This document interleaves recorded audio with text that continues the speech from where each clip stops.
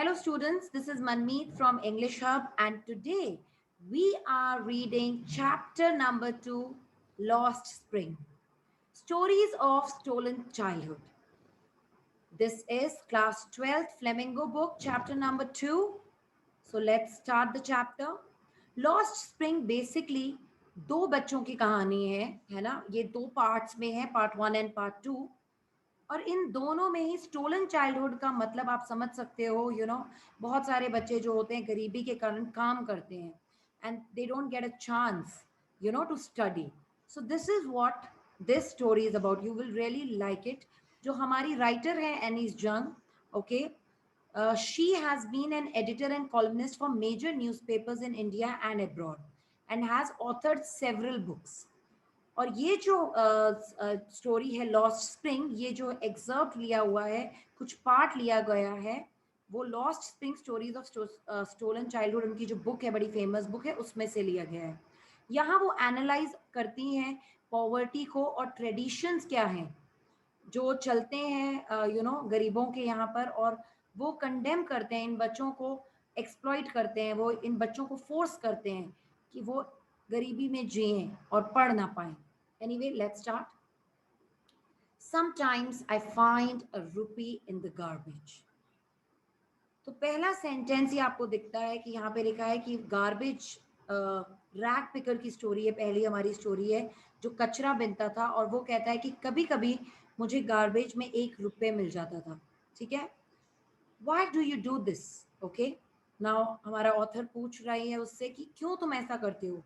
I ask Sahib. Sahib is the name of the rag picker, whom I encounter every morning scrounging for gold in the garbage dumps of my neighborhood. मेरे neighborhood में, ठीक है, एक बच्चा है साहिब नाम का, जिसको मैं एनकाउंटर करती हूँ, मतलब रोज मिलती हूँ या रोज देखती हूँ. वो गार्बेज में जैसे गोल्ड ढूंढ रहा हो, इस तरह से गार्बेज को पूरा टटोलता है, ढूंढता है, ऊपर नीचे करता है. Sahib left his home long ago. और साहिब ने अपना घर बहुत पहले छोड़ दिया था. Set amidst the green fields of Dhaka. तो साहिब कहाँ रहता था? पहले ढाका में रहता था और उसने अपना घर बहुत पहले ही छोड़ दिया था. His home is not even a distant memory. और उसको तो डिस्टेंट मेमोरी में भी बिल्कुल बिल्कुल दूर दूर तक याद नहीं है अपना घर, ढाका जहाँ से वो आया है. There were many storms that swept away their fields and homes. और वो लोग ढाका से यहाँ क्यों शिफ्ट हुए थे बेटा? क्योंकि वहाँ बहुत सारे स्टॉर्म्स चले थे और पूरी जो उनकी फील्ड्स थी, खेती बाड़ी थी, घर थे, सब बर्बाद हो गया. अभी जैसे आपको पता है ताउते, यू नो जो साइक्लोन है, उसकी वजह से भी बहुत कुछ हो रहा है, राइट? तो उसकी मदर उसको बस ये बताती है, उसको बस ये पता है. That's why they left looking for gold in the big city where he now lives. और बड़े बड़े शहरों में यू नो वो अब जीने का सहारा ढूंढ रहे हैं. Looking for gold is basically livelihood. I have nothing else to do, he mutters. वो बच्चा कहता है मेरे पास तो कुछ और करने के लिए ही नहीं है कचरा बीनने या कचरे ढूंढने के अलावा. Looking away, go to school. वो कहता है तुम स्कूल क्यों नहीं जाती? आई से ग्लिबली, मतलब ऐसे ही मैंने बोल दिया, realizing immediately how hollow the advice must sound. और फिर मैंने बातों बातों में बोल दिया, बट मुझे भी पता है कि कितनी फालतू की एडवाइस है ये. There is no school in my neighbourhood. पर वो बच्चा सीरियस होके कहता है मेरे नेबरहुड में तो कोई स्कूल नहीं है. When they build one I will go. वो कहते हैं जब यहाँ पे स्कूल होगा तब मैं जाऊंगा. तो वो बोलती है author, if I start a school will you come. कहती है अगर मैं स्कूल शुरू करूंगी तुम आओगे? आई आस्क हाफ जोकिंग, ऐसे ही मजाक करते हुए. Yes, he says, smiling broadly, से मुस्कुराते हुए. A few days later, I see him running up to me. और फिर कुछ दिनों बाद वो मेरे पास दौड़ के आता है. Is your school ready? और वो पूछता है अरे आपका स्कूल रेडी हो गया क्या? तो वो कहती है it takes longer to build a school. I say embarrassed at having made a promise that was not meant. Please underline this line. This is a board exam question.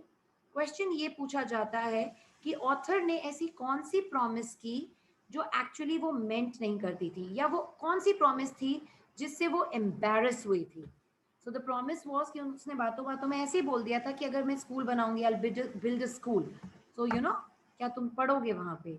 So this was the story. Now But promises like mine abound in every corner of his bleak world. और वो कहती है मेरी जैसी खोखली promise उसकी दुनिया में हर जगह थी. After months of knowing him, I asked him his name. और काफी months जब हो गए हम दोनों एक दूसरे को जानने लग गए तब मैंने उससे उसका नाम पूछा. We are doing chapter number 2, book Flamingo. Sahib Alam. Please underline the name of the rack picker. उस कचरे बिनने वाले का नाम था साहिब आलम. सेकंड बोर्ड एग्जाम क्वेश्चन आता है कि what is the irony in his name बेटा. आयरनी का मतलब होता है जस्ट उल्टा क्या है. You know what is the meaning of Sahib Alam. You know, you can underline over here. He does not know what it means. If he knew its meaning, Lord of the universe. तो आप सबसे पहले answer में लिखोगे Lord of the universe. And actually ये irony क्यों है क्योंकि एक्चुअली में वो क्या है बेटा. He is a rag picker just उल्टा. He would have a hard time believing it. unaware of what his name represents. He roams मतलब घूमता है, the streets with his friends, an army of barefoot boys who appear like the morning birds and disappear at noon. वो कहता है कि वो एक army of ऐसी बेयरफुट नंगे पैर बच्चों की एक आर्मी है और वो सब बच्चे मिल के घूमते हैं और बिल्कुल बर्ड्स की तरह है. बर्ड्स से क्यों कंपेयर किया क्योंकि बर्ड्स भी सुबह सुबह चहचहाती हैं और फिर दोपहर तक गायब हो जाती है ना जैसी गर्मी बढ़ती है. Okay. Over the months I have come to recognise each of them. और हमारी ऑथर कहती है कि और जब टाइम पास होता गया तो मैं अब एक एक को जानती थी. Even if she did, he will throw them off. I'm so sorry, I just slipped this. Why aren't you wearing chappals? Now, fourth board exam questions. What excuse did the children give? जब वो बच्चों से पूछती है कि तुम लोग चप्पल्स क्यों पहनते हो तो बच्चे बड़े अजीब अजीब एक्सक्यूजेस बनाते हैं अपनी गरीबी को छुपाने के लिए. I ask one. My mother did not bring them down from the shelf. He answers simply. वो कहते मेरी मम्मी ने ऊपर शेल्फ में रख दी थी. Even if she did, he will throw them off, adds another. दूसरा कहता है अगर उसकी मम्मी नीचे भी उतारती तो ये उसको फेंक देता. जिसने जूते पहने हुए थे that do not match, है ना. अब उन बच्चों को तो क्या मैचिंग जूते तो नहीं मिलेंगे. किसी ने एक पेयर फेंक दिया किसी ने दूसरा. When I comment on it, he shuffles his feet and says nothing. और फिर जब मैंने उससे कुछ और बोला तो वो अपने पैर ऐसी वो करता है. मैंने कमेंट किया कि तुमने उल्टे जूते क्यों पहने अलग अलग, है ना, तो वो कुछ नहीं बोलता. I want shoes, says the third boy. और थर्ड वाला लड़का बोलता है कि मुझे तो जूते चाहिए. Who has never owned a pair all his life. उसने अपनी लाइफ में कभी भी एक भी जूते का पेयर नहीं उसको मिला. Traveling across the country, I have seen children walking barefoot in cities on village roads. It is not lack of money, but a tradition to stay barefoot is one explanation. और एक explanation क्या है अपनी गरीबी छुपाने का. Please underline, it is not lack of money, but a tradition to stay barefoot. ठीक है, वो इस तरह से भी कहते हैं हमारे को पैसों की कमी नहीं है, हमारा ट्रेडिशन है, हम लोग चप्पलें नहीं पहनते, जूते नहीं पहनते. If this is only an excuse to explain away a perpetual state of poverty, you have to underline the phrase a perpetual state of poverty बेटा. जब भी इस चैप्टर में से कोई भी क्वेश्चन आएगा you should always write this that जो भी रैक पिकर है हमारा Sahib Alam he lived in a perpetual state of poverty. ये आपको याद करना है. ठीक है. अब यहाँ पे ऑथर को एक स्टोरी याद आती है. A man from Udupi. एक मैन था उडुपी से. उसने ऑथर को एक स्टोरी सुनाई थी. As a young boy he would go to school past an old temple. वो हमेशा स्कूल जाता था एक टेम्पल को पास करके. Where his father was a priest. जहाँ उसके फादर जो थे प्रीस्ट थे, पुजारी. He would stop briefly at the temple and pray for a pair of shoes. और वो हमेशा मंदिर के पास रुक जाता था और पूजा करता था कि ये भगवान मुझे एक पेयर ऑफ जूते मिल जाए. 30 years later, 30 साल बाद, I visited his town and the temple which was now drowned in an air of desolation. और वो जगह, वो टेम्पल है ना, और वो जो टाउन था वो पूरी तरह से अकेला पड़ गया, खत्म हो गया. In the backyard where lived the new priest there were red and white plastic chairs. और उस तरह का कुछ भी नहीं था. और बैक यार्ड में मैंने देखा अब नया प्रीस्ट रहता था, वहाँ पे प्लास्टिक चेयर्स थी और एक young boy dressed in a grey uniform wearing socks and shoes, और एक लड़का था, है ना, 30 साल बाद जब मैं वहां पहुंची और उसने जूते पहने हुए थे, वो स्कूल जा रहा था, arriving panting and threw his school bag on a folding bed. Looking at the boy, I remembered the prayer another boy had made to the goddess when he had finally got a pair of shoes. Imagine, वो कहती है एक लड़का वो भी था जो यहाँ रहता था, जो जूतों के लिए प्रे करता है, और आज एक लड़का ये भी है जिसके पास है. Let me never lose them. The goddess has granted his prayer. वो कहती है देखो भगवान ने उसकी प्रार्थना सुन ली. इनफैक्ट जो नए बच्चे भी वहां आए हैं उनके पास भी जूते हैं. Young boys like the son of the priest now wore shoes. But many others like the rag pickers in my neighborhood remain shoeless. मगर अभी भी ऐसे लोग हैं जो shoeless है, जिनके पास छोटी सी चीज है, जूते होना. कभी कभी आप लोग नए जूतों को भी रिजेक्ट कर देते हो कि आपको कलर नहीं पसंद है, बट ऐसे भी लोग हैं, ऐसे भी बच्चे हैं जिनके पास जो प्रेयर करते हैं जूतों के लिए. My acquaintance with the barefoot rag pickers leads me to Seemapuri. और फिर जब मैं उन्हें जानने लगी तो मैं सीमापुरी तक गई. अ place on the periphery of Delhi. आपको ये अंडरलाइन करना है, सीमापुरी और पेरीफेरी ऑफ दिल्ली, क्योंकि क्वेश्चन आता है एग्जाम में कि रैग पिकर जो है हमारा साहिब आलम वो कहाँ रहता था. तो you are going to write he lived, okay, in Seemapuri, a place on the periphery of Delhi. Please underline. और हालांकि बेटा दिल्ली के आउटर में था, पेरीफेरी मतलब आउटर ऑफ दिल्ली, मगर वो एक्चुअली जो दिल्ली है कैपिटल ऑफ द कंट्री उससे बहुत कोसों दूर था अगर हम डेवलपमेंट की बात करें. ठीक है. So periphery of Delhi, yet miles away from it, metaphorically. Metaphor means you're comparing. ये question आपको आएगा, metaphorically compare करो. Okay, so when you compare Delhi and Simapuri, oh, they are way apart. बहुत बहुत difference है. दिल्ली के बच्चे भीख नहीं मांग रहे हैं इस तरह से, स्कूल जाना है, all those things they're getting. Those who live here, okay, जो सीमापुरी में रहते हैं, squatters who came from Bangladesh, वो लोग ना बांग्लादेश से यहाँ आए हैं 1971 में. Sahib's family is among them, और साहिब की फैमिली और भी वहीं पर है. Seemapuri was then a wilderness, और तब सीमापुरी बिल्कुल ही जैसे जंगलों टाइप की जगह थी. It still is, but it is no longer empty. But अभी विल्डरनेस मतलब जंगल जहाँ कोई नहीं जाता था, मगर अब वो एम्प्टी नहीं है. In structures of mud with roofs of tin and tarpaulin, devoid of sewage, drainage और running water, ये सब कुछ भी नहीं है. Devoid का मतलब क्या होता है बेटा, कि ना वहाँ पे सीवेज सिस्टम है, मतलब नो टॉयलेट्स, ना ड्रेनेज है, ड्रेन्स नहीं है, ना पानी की सप्लाई है. और वहाँ कितने लोग रह रहे हैं? Around 10,000 rag pickers.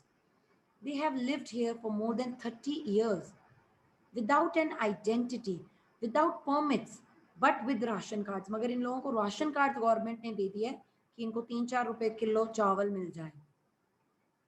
That get their names on voters list, और वोट भी कर सकते हैं ये. You know how important is vote bank of India, and enable them to buy grain, है ना. तो वोट भी कर सकते हैं और ग्रेन भी बाय कर सकते हैं.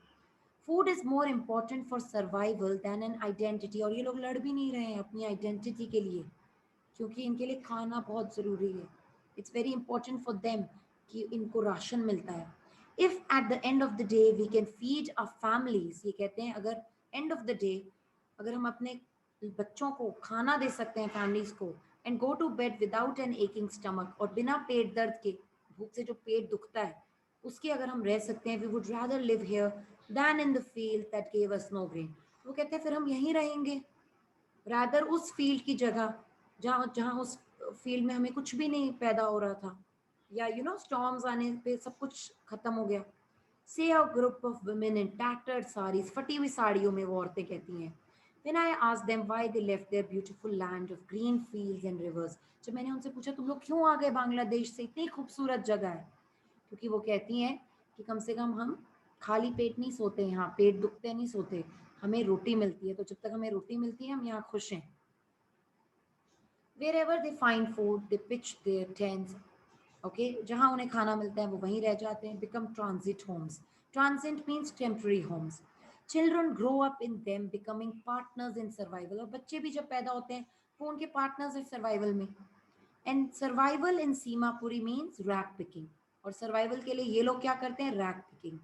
Through the years, it has acquired the proportions of a fine art. और आजकल 30 years से ये रह रहे हैं तो अब ये fine art की तरह करते हैं. Garbage to them is gold. The next board exam question is, what is garbage for people of Simapuri? For Simapuri people, garbage is gold, beta. It is their daily bread, underline, a roof over their heads, even if it is a leaking roof. भले ही वो leaking roof है मगर फिर भी छत तो है. But for a child it is even more. और बच्चों के लिए क्या है गार्बेज? Please underline. बच्चों के लिए it's so beautiful. Please underline this also. ये भी आता है. I sometimes find a rupee, even a 10 rupee note, Sahib says, his eyes lighting up. When you can find a silver coin in a heap of garbage, you don't stop scrounging, for there is hope for finding more.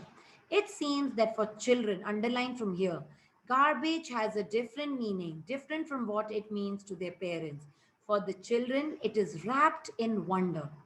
For the elders, it is a means of survival. बच्चों के लिए it is wrapped in wonder, जिसमें उन्हें कभी 1 रुपए मिल जाता है, कभी 10 रुपए मिल जाता है, कभी silver coin. So it's a kind of a surprise element, right? ये बोर्ड एग्जाम में आता है question. We are doing chapter number 2 of Flamingo book, class 12th. One midwinter morning, I see Sahib standing by the fenced gate of the neighborhood club.